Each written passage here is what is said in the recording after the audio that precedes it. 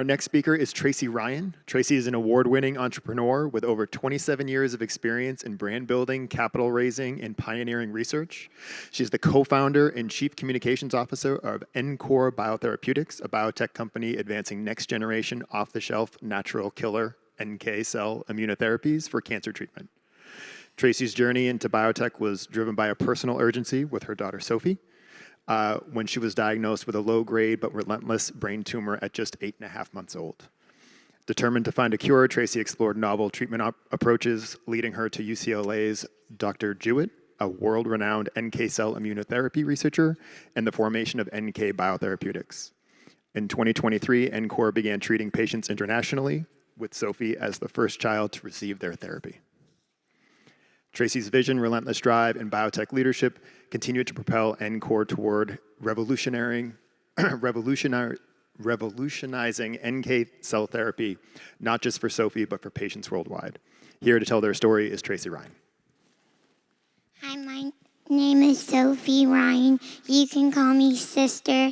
And when I was 8.5 months old, I was diagnosed with a low-grade brain tumor, and I was very sick, and I was down on my luck, and Mommy and Daddy never gave up, and they helped me get better, and now I feel a lot better, and the NK cells have really helped me, and they found a treatment for me and for others, and it's made me so good, make me feel so good, and my vision has been good in the last few years. And we can't wait to help other kids. Now may I introduce you to Tracy, my mommy, Tracy Ryan. There you go.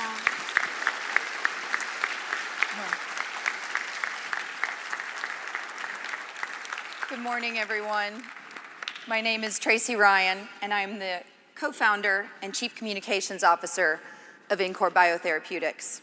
And in the beginning, our journey was one that every parent is their worst nightmare, essentially. At 8.5 months old, my beautiful little girl's eye began to shake. And in a series of doctor's appointments over 5 days' time, by that weekend, she was diagnosed with an optic pathway glioma brain tumor. Now, what would you do if you learned that your child had cancer and the therapies that they were going to give your child had not been advanced in 40 years? Shocked, dismayed, disgusted, heartbroken, terrified. These were the many words that described the feeling that my husband and I felt when our beautiful little girl was deemed sick. And what we soon learned was not only had these therapies not advanced in 40 years, but there was no cure for this type of disease, and there was literally no research being done on this type of disease because it's considered a survivable brain tumor. Survivable in the sense that you lose all quality of life. You can sometimes, these children can be on chemo for 10, 12, 13, 15 years or more. One of the biggest side effects is they lose their vision. And the chemo that they give them for these low-grade, benign tumors are the same types of chemotherapies they give for glioblastoma and for other very aggressive cancers. Now, our journey to try and find something else other than chemotherapy, or at least an adjunct to chemotherapy, started very, very early. Only about 2 weeks after Sophie's diagnosis, we were connected with former talk show host and film star Ricky Lake, who had told us about medical cannabis. Now, medical cannabis may seem a weird topic to bring up at a biotech conference, but you would be surprised what we learned about this plant. Sophie became one of the more well-known children around the world for using this plant very successfully for immune system stimulation, for what we believed was shrinkage in her tumor, which we later learned in UCLA was a very high potential, that we were right about that. She was supposed to go completely blind in her first year of life, 100% chance of losing all vision, yet she still has vision today. And she would have better vision had it not been for so many brain surgeries that took out those optic fibers when they were operating on her disease. But it was not the cure that we were hoping for. It did help with side effects. It did help stimulate appetite. It did control seizures.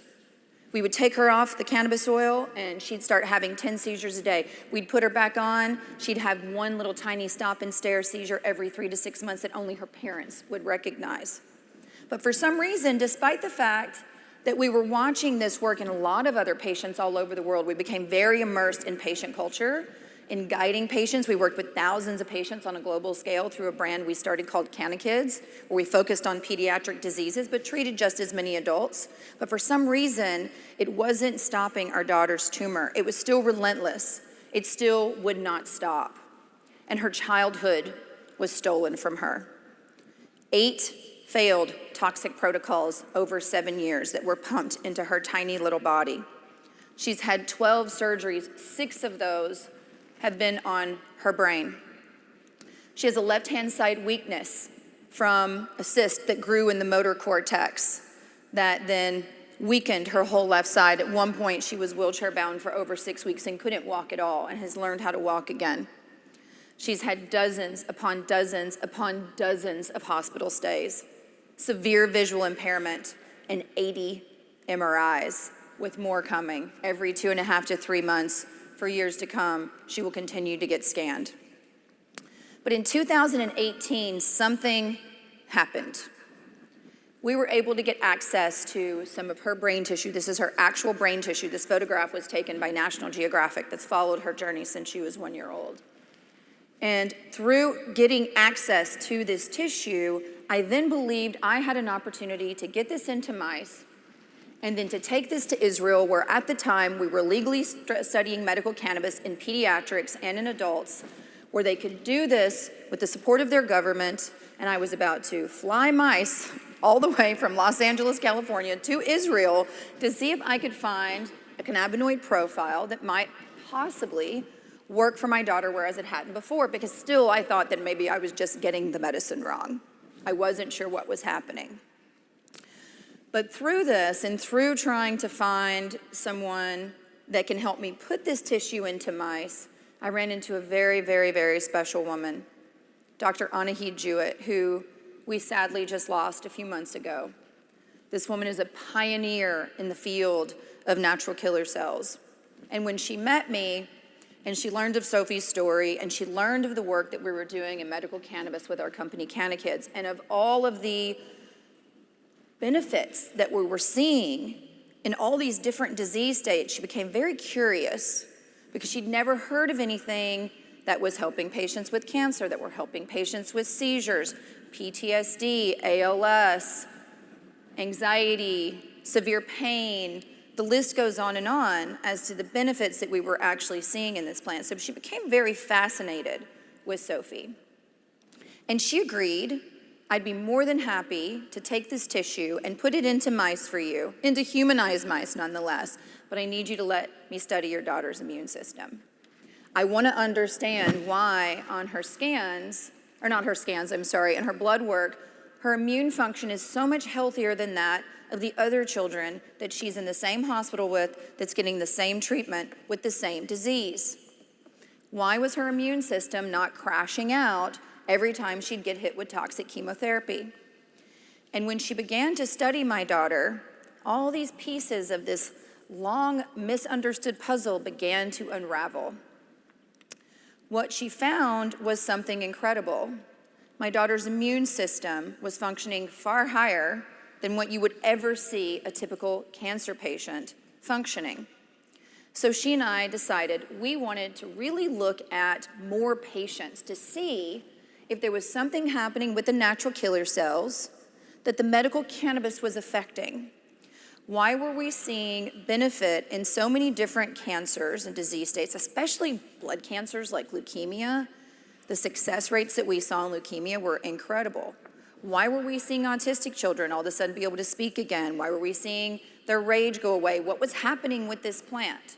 Why were people getting healthier? So we studied 25 patients that were at the time, patients through our company, CannaKids. And what we found in those 25 patients was incredible. We were seeing very broken natural killer cells. And I'll tell you a little bit more about NK cells for anybody who isn't very familiar with them in the room today. But what we saw, and again, this is immune function that we're looking at. is we saw that cancer patients, by and large, and this had been Dr. Jewett's research for many years, were broken. Their immune system had failed them in some way. And in all of these cancer patients that were cannabis naive, that had yet to start consuming this plant, we saw just that. We saw that their immune systems were broken. When we looked at the patients who had been on cannabis for a while, we saw a restoration of their natural killer cell function, which was very curious to Dr. Jewett, because in her many, many years of studying these cells, at this point, she had not seen anything that organically re-stimulated the NKs. And what we found in the patients that had been on cannabis for a very long time, that had otherwise been deemed terminal, but were still alive and healthy and with us today and beating their disease, was a very high level of functioning natural killer cells. And it was at this time that our worlds collided. What we discovered when we reverse engineered these findings into her humanized mice was that not only were the cannabinoids stimulating the natural killer cells and helping them to function again, we were also watching these cannabinoids target and kill cancer stem cells, the seeds to cancer that chemo and radiation traditionally cannot see, which is where we have a lot of recurrence in cancer. That is when NKore BioTherapeutics was born. We realized that we had discovered something special. Now, this wasn't something where we're like, okay, we're gonna make an immediate pivot of Dr. Jewett's many years in research and go straight into cannabis, but we realized we were on the same path. We had the same goals. We wanted to help people get better without making them sicker first. We wanted kids like Sophie to have a shot at having a childhood without all of the horrific front-term side effects and long-term side effects that these patients go through. Cancer is a terrifying, terrifying diagnosis. But what if it wasn't? What if it wasn't scary when you got the news that you had cancer growing in your body? Can you imagine a world where cancer isn't a scary word? Because that is the world I am trying to build. My family and my team are trying to build, and we're trying to do that with natural killer cells. Now, natural killer cells are cytotoxic lymphocytes that play a critical role in the innate immune system, the body's first line of defense against diseases like cancer, autoimmune disease, dying from COVID. We believe that there's connections with the natural killer cells and ALS, potentially even dementia and Alzheimer's. Diseases that are related to immune function, many of them are related to a broken natural killer cell system. Now, what causes the NK cells to break? There are going to be many different things: obesity, genetic mutations, environmental factors, horrible stress, bad diet, exposure to toxins. All of these things can cause the generals and the marching army of your immune system to fail.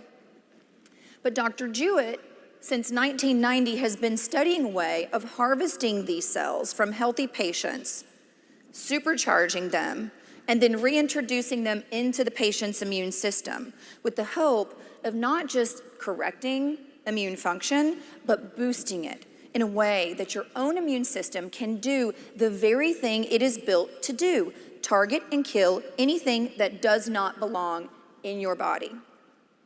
Since the creation of NKore BioTherapeutics, we have been making exceptional progress, despite the horrific market we are all living in today. We have been successful in getting 2 manufacturing facilities up and running, one here in the United States and one in Cancun, Mexico, where we have a palliative care program currently going on. We've been successful in infusing 7 patients thus far. 2 of those are actually being treated today as we speak. And we've had successful engineering runs completed so that we can start to prepare and submit that IND application, which we're hoping to do in the beginning of this coming year. Now, to explain a little bit about why we believe these cells are so important, I want to tell you a little bit about what we're seeing thus far in the research that we're doing around natural killer cells, and specifically our therapeutic NK101 that has taken over 30 years to develop at UCLA. We have a proprietary activation and expansion method where we're using osteoclast and probiotic bacteria to naturally stimulate the NK cells so they can do the very job that they were built to do. Osteoclast in the body, which is a cell made from the bone, acts pretty aggressive. Well, we're watching our NK cells adopt that aggressive behavior, and we're watching the probiotics stimulate it and feed it and supercharge it in a way that's making it way more cytotoxic and live longer. We have a very unique safety profile with these natural killer cells. For anyone who's following the NK cell field, you will hear a lot that you're just not seeing people succumb to these therapeutics. You're not seeing these horrific side effects. You're not seeing people lose their hair and throw up and have horrific gut issues and be laid out for days on end. The safety profile is quite unique, in fact. And we're seeing synergies between the therapy and other technologies, other chemotherapies, other BTK inhibitors. We're seeing a broad application of this therapy, which is very exciting because in pediatrics, for example, you don't have a lot of trials going on. We get a lot of those hand-me-down drugs from those first-generation human trials. And you see one drug for one disease, maybe sometimes for 2 or 3, but not for many, not for potentially even all, in both solid and hematologic blood cancers. What's the most exciting outside of the safety profile is the fact that we're seeing these target both stem and differentiated cells, which we believe really does help set this therapy apart because of its ability to target. And we're seeing a multi-MOA that improves overall potency, function, and persistence of NK cells. It's leading to the enhanced killing, durability, and prolonged survival. And what we're seeing in each of these patients is their immune system is being repaired. One of our patients that I'll talk about in a minute hasn't had an infusion in over 12 months. His natural killer cell function, which is normally 5 to 15% for a healthy person, was 1.5% when we started working with him. It is now holding at 21% over a year after he had only his second infusion of a very tiny little dose. The palliative care model that we have opened up in Cancun that we're currently recruiting for is looking at patients who have incurable and recurrent diseases, patients that are running out of hope, people that don't have anything that's going to work for them. We're doing a dose escalation process because we're really trying to figure out how few cells can we give these patients. We're not giving billions and billions and billions of cells like many of the other companies in the field are giving. We're giving hundreds of millions. I'll tell you more about Sophie's case in a minute, as she was the first child, but her first dose was 100 million cells, and her second dose was only 140 million cells. And through those doses, we saw necrosis in a tumor that had not changed in 5 years on the most toxic therapies. We're seeing this therapy be extremely beneficial at low doses, which means it's going to be more cost-effective, even in a palliative care, out-of-pocket model. And that is our goal, to be able to help people far and wide, despite how much money they have.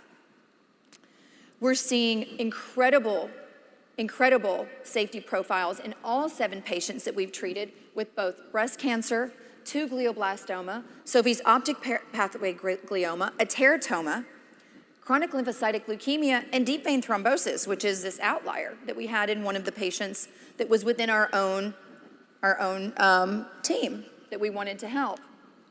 And we've had 0 negative side effects. In general, this therapy is showing us promise. It's giving us hope. It's giving us hope that patients can get well without getting sicker. And our goal is to treat 40 more patients while we're working through getting through that IND approval over the next year. And we want all different kinds of patients, not just one focus. We're not doing just brain, we're not doing just blood. We literally want to work with every type of cancer to see where the benefit lies. We are advocates at heart. That has always been something since Sophie was diagnosed almost 13 years ago that we have really wrapped our arms around. And so because of that, all of this is being documented in our documentary called Saving Sophie, The Road to a Cure, that we hope will be coming out later next year. For us, it's important for the world to see the patient perspective, to understand what companies like many of yours and like mine go through, what patients go through, so that we can start having a rally cry from the people around the world for better treatments, for more funding, for grants to be opened back up. So companies like ours, companies like yours, research universities like yours can do the work they need to do to help patients get better faster. Now, I want to tell you a little bit about a couple of the patients that we have. And the first one is Jamie. And Jamie is actually now our interim CEO. When we first met Jamie, he had had 3 years of failed treatment. He had plateaued at 20% cancer infiltration, and he felt miserable all day, every day.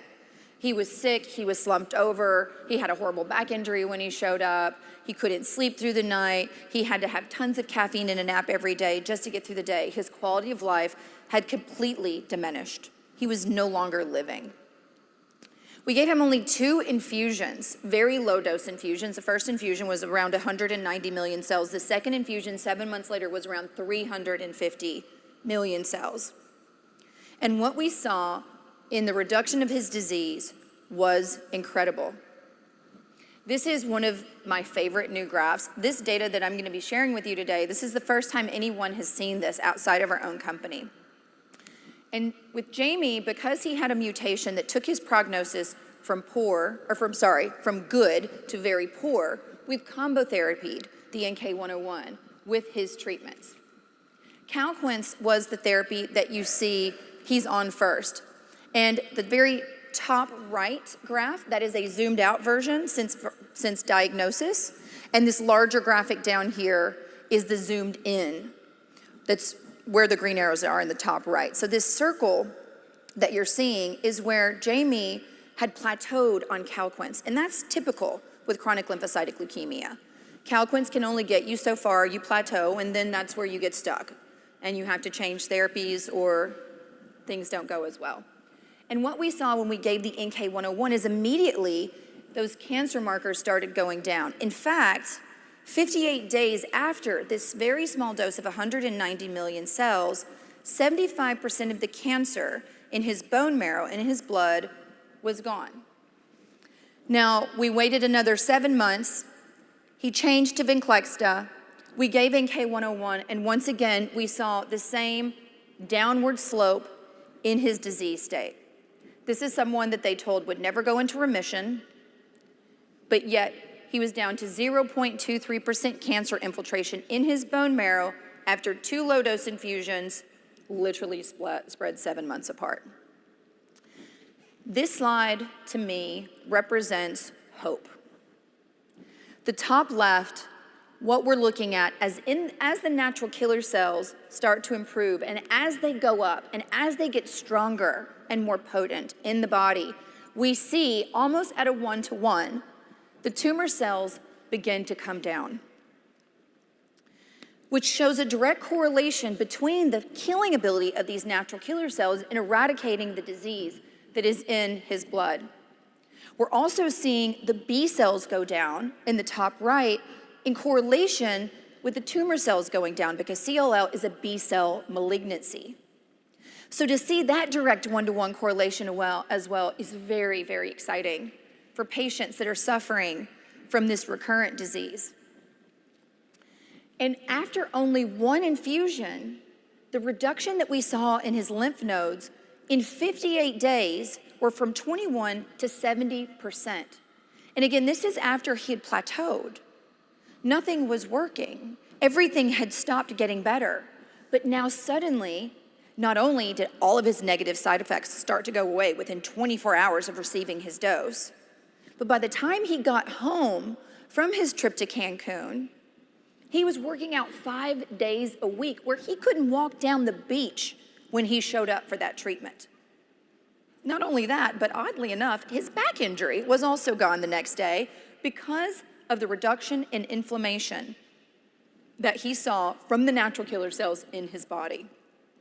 He couldn't believe what he was feeling. It was almost as if he was shocked. He didn't quite understand that he was living in the same body as he had been living in for the last 3 years because it had been so broken and he had been so sick. He finally had hope that he was going to survive this disease that he was told was incurable. And now this, of course, is my favorite patient. Sophie, patient number 2, who you just met, Sophie went only 1 hour after patient number 1. That is how safe we knew these cells were. She was the first child to receive this treatment, which was mine and my husband's proudest moment. We had literally scoured the globe trying to find anything that would work for our daughter. And because of Dr. Jewett, we discovered that Sophie had no natural killer cells in her brain. We were able to study the CSF in her brain, the fluid in her brain, after that brain surgery that got me the tissue that I told you guys about earlier, had formed a cyst, and we had to drain that cyst. And by studying that fluid, we discovered that although all the other immune cells in her brain, including her CD8 positive T cells, her fighter Ts, they were working incredibly well at very high levels, but there were no natural killer cells. None, 0. From the neck down, she had a very, very high functioning immune system and was very healthy from the neck down, but in her brain, she was missing the key component, those generals in her marching army. So when Dr. Jewett and I gave Sophie that first infusion, we were hopeful that maybe, just maybe, we had finally found something that was gonna get rid of this incurable tumor once and for all. Sophie'd seen no shrinkage in that disease in 5 years on some of the most toxic treatments. The last therapy they gave her was so toxic she couldn't even go to school for an entire year. But now on natural killer cells, she's healthy, she's happy, and her vision is the best it's been in 7 years. And we are seeing holes form that appear to be necrotic holes in this disease after only 2 low-dose infusions. 100 million cells on the first dose, and roughly 140 million cells 7 months later in the second dose. Minuscule doses. Sophie has now received more infusions than any other patient. She's received 4 doses, and the last 2 doses she received were in June and July of 550 million cells and 1 billion cells. And that next brain scan is coming up October 13th, right after her 13th birthday, 10 days after it. And we're very, very excited to hopefully be celebrating what we hope is going to be a very dead and sick tumor. Now, this breaks down all of the different infusions that Sophie has had to date. As I mentioned, 100 million cells, 7 months later, 140 million cells, almost a year later, 550 million cells, and now 1 billion cells.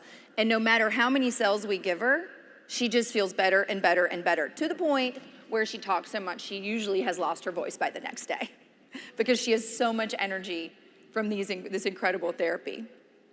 This is Sophie when she was on chemotherapy.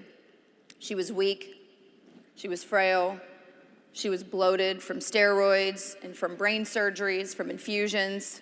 She was in a wheelchair all the time. She only uses it now for long distances because her splints rub on her feet. We do still have an issue with the left foot, but not because she can't walk. She missed tons of school. She had fallen behind. She has brain damage, and she cannot compute math past a 2nd grade level because they have dug in her brain so many times, and it's damaged so much of the tissue that now she will not excel, more than likely, in math, which is okay because that's what we have calculators for, right? But an engineer, she probably won't be. But she's with us, and she's happy, and she's healthy, and she's living. And she hasn't had any toxic protocols since 2019. She is excelling in life. And that is what you want to see for everyone that you love, everyone that you care about. You want to see them happy. You want to see them healthy. You want to see them living. Because when cancer strikes, it doesn't just strike the patient. It strikes every single person that cares about that patient, that knows that patient.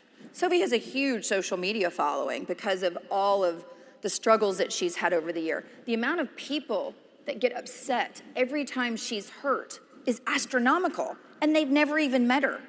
There's this ripple effect throughout the community when someone, especially someone like a precious little child, is stricken by something so horrific, something that you know the second you hear the word said is going to be devastating for not only that patient, but for the people that are caring for that patient, for the bank account that that patient depends on to live, that the family depends on to live, the struggles, the missed out opportunities. Children, by and large, have the largest loss of life when it comes to cancer. And we're talking about therapies that are not being advanced. I think there's only been one new therapy in 40 years now that just came to market for diseases like Sophie, and it is genetic specific. The mutation in the disease has to have a special marker in order for this therapy to work. So it's not even for all kids with this one specific disease. Given the unique safety profile of NK cells, we believe that we have an approach that can lead to a less toxic, more effective cellular therapy with an off-the-shelf nature that will allow us to create global access for patients all over the world who need treatment. And as part of this approach, we also have an advocacy play. We have a foundation called SavingSophie.org, where it is our goal to help patients access this therapy that don't have the funds required in order to afford it. Now, I'm sure many of you know that the path to market is long, it is expensive, it is hard, and there are failures every step of the way. There are so many cures that have been developed that never see the light of day because we don't have the money, we don't have the grants, we don't have the time. Patients are suffering, they're dying, and because it's so expensive, that continues to be the case. So what we're hoping to do with NKore and with Saving Sophie is not just bring a treatment to market that's going to help more patients access therapy that doesn't make them sicker, but we're hoping to also move this into other disease states like autoimmune, like long COVID, like Alzheimer's and dementia. We believe that there are combinational therapies out there that can work when boosting the immune system. So what I ask of all of you today is to work more closely with people like me. Let's collaborate. Let's work together. Let's bring combinational therapy approaches to market because cancer, just in itself, is a very, very tricky little beast. And there's so many different forms of it. And there's so many different levels of aggression that we see, from slow-growing diseases like Sophie's that have no cures, to aggressive brain cancers that not only have no cures, but only have a very short amount of life that the patient gets to live upon diagnosis. All their hopes are stolen from them immediately. Using combinational therapies, or even monotherapies in some cases, can help us change and create a paradigm shift in cancer that can change the landscape for everyone. And I bet you money right now, if I asked every single person in here to raise their hand that had been affected by cancer, would all your hands go up? Let's see. Has anyone in here been affected by cancer? Raise your hand. Most of the room. And I bet that many of you that didn't raise your hand probably do know somebody. What I can tell you is that our road has been treacherous. It has been hard, it has been expensive, it has been exhausting, it has been tiresome. But we believe that this is why we're here. We believe that we're here to try and help usher in new options for patients like Sophie and for adults around the world. And we want to work with you. You all have laid these pathways before us. So many brilliant minds in this room today that have helped advance science in ways that have truly shifted and changed the world. And now, through NKore and through Saving Sophie, we'd love to work with as many of you as possible to try and make this world a healthier place to live. I want to thank you so much for your time today. I think we do have a few more minutes for questions. And thank you for the continued work and efforts that you do to change the world that we're all living in, so together we don't have to have the same fears that those before us did. Thank you very much.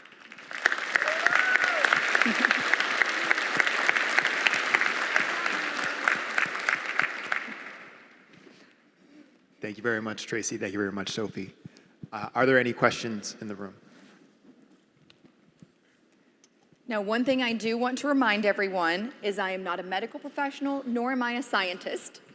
I consider myself laughingly a momcologist, so I do know more than most. But if there is a very technical scientific question that you have, I may not be the perfect person to answer it, but I will do my best. Okay, thank you. Well, since I'm first, and I'm not a technical person, so you won't get that question from me. Great. But I had two comments and / questions. So I come out of the HIV field, and a lot of what you've described has parallels in work in HIV and how combination therapies and how they've attacked the drugs. And even those people who have been cured of HIV, where they've had stem cell transplants, etc., mirror the things that you're talking about. So I was just interested to know whether you'd looked beyond oncology to things like HIV as well, whether there might be analogs there. And the second thing is I was just interested to know, I know this is still early, and so the costs are probably astronomical, but I was wondering whether you had a sense of what the cost is right now of providing this treatment and what a goal cost was, because I noted you said you wanted to make this accessible everywhere, which is Correct. One of the things that I work on, is how do you make these things accessible. So I'd be interested to know on those questions, please. Yeah. Thank you. For And great this presentation. Thank you. Thank you.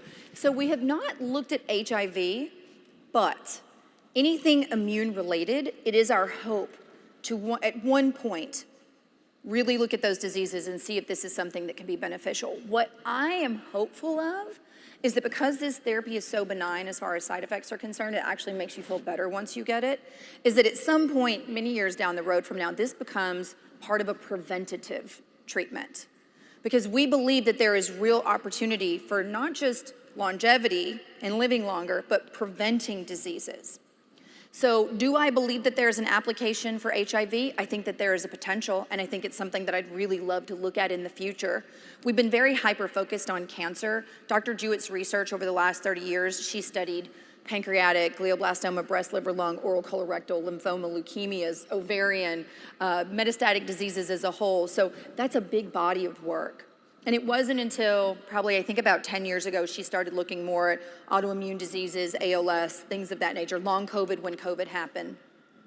Unfortunately, she's no longer with us to help continue that portion of the research, but her team is still with us. The people that have tutored under her for up to 20 years. And so with this team of scientists and the brilliant staff that we currently have working with us, and many of which we hope to onboard very soon with funding in this crazy market, those are absolutely disease states that we hope to branch off on. What we are talking about doing, now we'll see, how everything goes, but what we're talking about doing is after this raise we're doing now, splitting the company into two and having more of the regenerative medicine over on this side where you're looking at other diseases outside of cancer. And then to cost.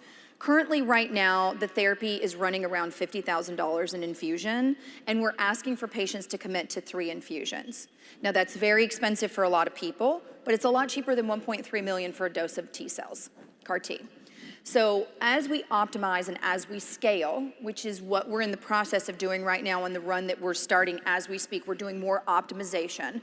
Our goal is to use that scalability and these optimization techniques to generate more and more and more cells every single run that we're doing. So that price keeps coming further and further and further down. In a perfect world, we'd love to get the dose somewhere between $2,500 and $10,000 a dose. And we think that's possible based on what we're seeing in the field, but we have to get there. But I mean, that's pretty affordable considering a lot of the other treatments that are out there today. And thus far, believe it or not, we've only spent $5 million achieving what we've achieved. So we're lean, we're mean. We like to really make sure that the funds that we're spending are very hyper-focused on the goals that we're trying to achieve without the crazy bloated salaries and bonuses at the end of every year. Especially in a market like this, you have to be lean and mean. And so that is our plan moving forward. Thank you for the question.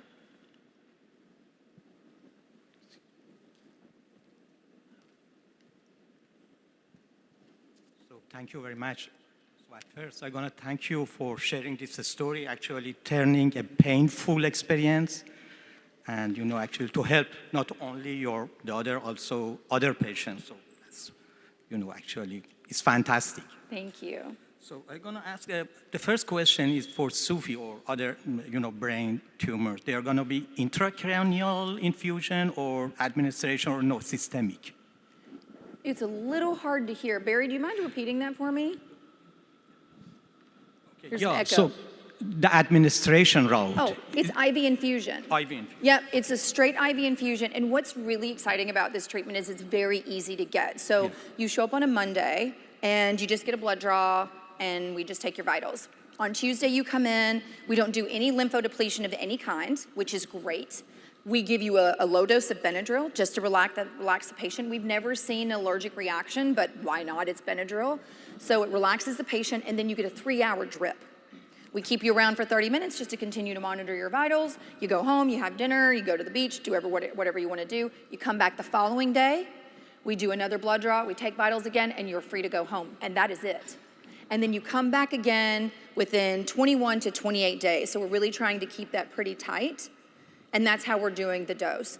The first dose is usually around, I believe it's 500 million cells, and I think it goes to 650 and then to 1 billion. So we're trying, and don't quote me on those exact numbers, but we're doing a dose escalation process right now, and we're hoping that those 3 infusions will be enough. Some of our patients are on combinational therapy, like glioblastoma. The patient that we're treating today, he's also on Temodar. But then other patients like Sophie, she's only getting the supercharged natural killer cells and seeing results. Okay, so thank you. And also you mentioned, for the future plan for off-the-shelves. So it means that in the future or currently, you got any plan for allogenic NK cells? You got any animal studies? So because if you're going to go for the off-the-shelves, you need to go for, allogenic NK cells. No? We are doing allogeneic, yes. So all of our supercharged NK cells are always going to be allogeneic. What Dr. Jewett discovered in her research is that when she was studying patients and she was using autologous, those cells were already broken and they just weren't supercharging and recovering the way that an allogeneic cell would.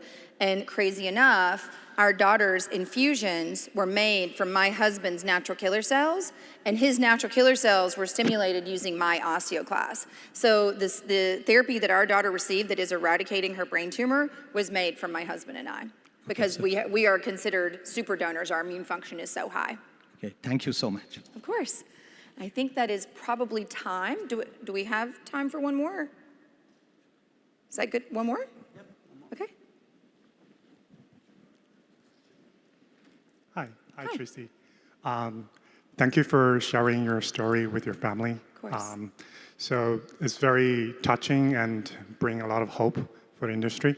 So I'm not in the therapy industry, so I'm just wondering, why recently, the cell therapy is the market is kind of coming down. A lot of companies have cut off the program. So can you share us what NKore's core technology that is superior than the others? As far as how we're supercharging the cells? I mean, your advantage of this technology that is better than the other company. I'm sorry, the what about the technology? Your the pros and benefit. The benefits better of the technology? than the other company they're doing? Sure. Yeah. So one of the big differences that we're seeing is this two-pronged mechanism of action. So we're watching these cells go into the body, and not only are they targeting and killing the cancer, they're also targeting the stem cells, which are the seeds to the cancer, which we believe is going to help with that preventative nature, keeping those cancer cells from coming back again and causing recurrence. And then we're also watching it reboot and reestablish the immune system. So patients are coming in and their NK cells are very broken, they're not functioning properly, and therefore their primary natural killer cells that are indigenous to their blood are not able to evade that toxic microenvironment around the cancer that the cancer creates. It creates this cloak, this shield. And your broken primary NKs can now no longer see that disease because of this cloak, and they can't penetrate them. With our supercharged natural killer cells, what we're seeing is they're able to see that invisible cloak and penetrate that toxic microenvironment without needing other agents specifically. It's able to go in, see the disease, eradicate it, and the immune system is doing exactly what it's designed to do. We're not genetically modifying these cells. We're not changing their role and their function and what their purpose is. We're just accentuating it and boosting it. And then what we're seeing in patients like Sophie, patients like Jamie, and the other patients whose blood work that we're studying is that the immune system is working again. So what's happened is these allogeneic supercharged cells that we're putting into the body via IV are not only targeting and killing the cancer, they're retraining that patient's own natural killer cells. We believe somewhere around the 20 to 30 day mark, our supercharged NKs are leaving, and it's the body's own immune system that is continuing to kill for months and months and months and months on end. In fact, Jamie, our now CEO, who is patient number 1, his last CT scan that he just got, 12 months after his last infusion, he saw another 50% reduction in that disease. And his immune function is, his NK cells are still functioning at 21%, whereas they were 1.5 before. And this is while he's still on another toxic treatment. His NKs and his immune function are still functioning that high. So our hope is that not only are we gonna help patients get well, but we're gonna fix what was broken at its core. And with Jamie specifically, we're watching it kill those bone marrow cells, the cancer cells in the bone marrow, which is the root to the cancer. So if we can get rid of the root to the cancer and fix the immune system, we're hoping for a full eradication and prevention. Thank you all again so much. I hope you have a wonderful rest of the day.